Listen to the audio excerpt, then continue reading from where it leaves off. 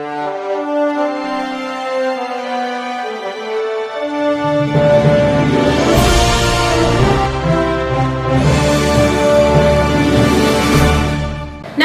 मी Shweta Pawar, city TV लाईव्हच्या बातमीपत्रात आपलं स्वागत आहे। श्री उषःकाल दलित शिक्षण प्रसारक मंडळ सोलापूर संचलित अहिल्याबाई शिशुशाळा सोलापूर, भारतरत्न इंदिरा गांधी प्राथमिक शाळा, अहिल्याबाई प्रशाला व कनिष्ठ महाविद्यालय सोलापूर व इस्माईल उर्दू विद्यालयाच्या येथे सालाबादप्रमाणे श्रीची स्थापना करण्यात आली।